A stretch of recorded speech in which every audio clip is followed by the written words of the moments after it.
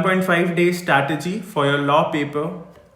28 जून accounts paper आप दे के घर आ चुके होंगे 6 बजे तक। अराउंड 5 o'clock पेपर ख़त्म हो जाता है। अराउंड 6 आप सभी लोग घर आ चुके होंगे।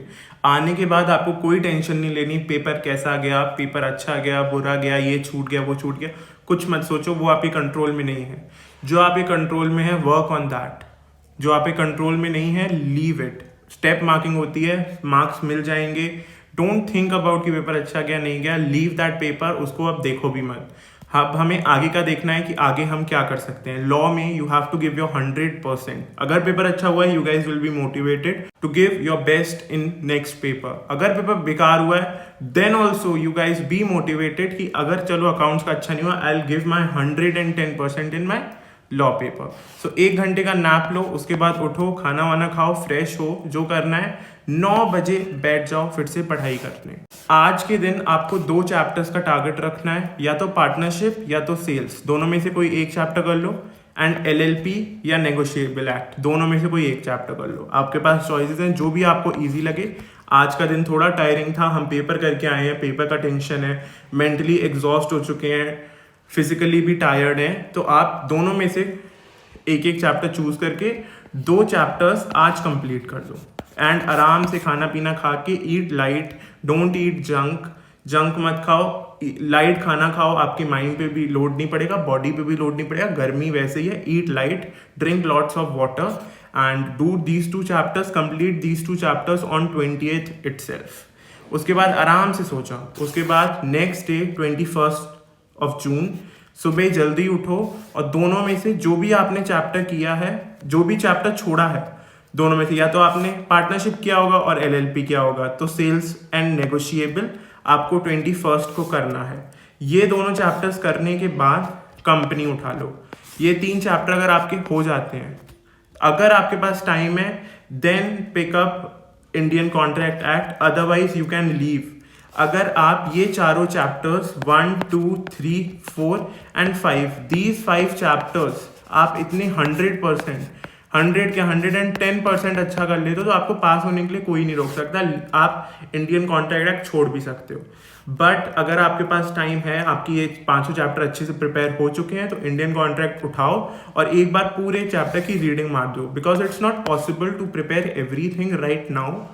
तो आप इंडियन कॉन्ट्रैक्ट एक्ट की पूरी रीडिंग मार दो, ताकि एग्जाम में आप ये 5 चैप्टर करने के बाद इंडियन कॉन्ट्रैक्ट एक्ट का कोई भी क्वेश्चन आता है उसको लास्ट में आप कुछ भी लिखा है उसके बारे में, डजेंट मैटर कि लॉ की लैंग्वेज है। मैं सिर्फ ये इंडियन कॉन्ट्रैक्ट एक्ट के लिए कह रहा हूँ, बाकी के लिए आपको अच्छे से आंसर राइटिंग करनी है, अच्छे से स्टेप्स में आंसर्स लिखने हैं। इंडियन कॉन्ट्रैक्ट एक्ट में कुछ भी जो मन में आ रहा है वो लिखा, छोड़ के मत आओ। मे बी एग्जामिनर अच्छा आ गया, लीनियंट चेकिंग कर रहा है, तो आपको मार्क्स मिल सकते हैं। सो आपको 21 को पहले तो जो रिमेनिंग चैप्टर्स जो आपने छोड़े हैं वो करने हैं दोनों, एंड देन कंपनी अच्छे से करना है। उसके बाद टाइम मिल रहा है तो इंडियन कॉन्ट्रैक्ट एक्ट की एक रीडिंग लगा लेनी है। अगर आप इतना कर लेंगे तो यू वोंट बिलीव आपका पूरा सिलेबस कंप्लीट हो चुका है। Then comes your final day, that is 22, जिस दिन हमारा एग्जाम है। उस दिन बिना स्ट्रेस के, आई नो एग्जाम का स्ट्रेस रहता है, एंजाइटी रहती है, रिलैक्स योर माइंड। आप जो अपने माइंड को बोलोगे, रिपीट कि I am prepared, I am confident, I can do it, I will give my 110%। आपको सब होता है, आपके सबकॉन्शियस माइंड में everything is there. Whatever you have read, whatever you have studied, everything is there in your subconscious mind. It's just that you have to believe in yourself and do your paper best. अगर आप nervous हो जाओगे, anxiety में होगे, तो आपका paper आते हुए भी खराब हो जाएगा। सो रिलैक्स रहो, calm, drink lots of water, pray and motivate yourself. Then 22 को थोड़ा जल्दी उठो, revise everything you have studied with your notes. Don't pick anything new, that's not the time to pick anything new. Just revise from your notes, take a reading.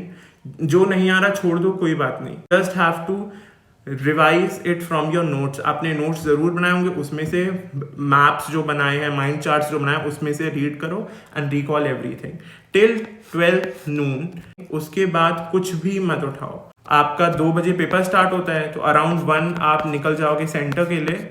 तो 12 के बाद आप free हो जाओ, उसके बाद अपना खाना पीना खाओ, पानी पियो, अपना एडमिट कार्ड पेन्स वगैरह चेक करो एंड रिलैक्स योर माइंड। अब जो होना है, अब कुछ पढ़ तो सकते नहीं है कि ये भी याद कर लें वो भी याद कर लें, हम क्या कर सकते हैं, अपने माइंड को रिलैक्स कर सकते हैं। When our mind is relaxed we perform better efficiency.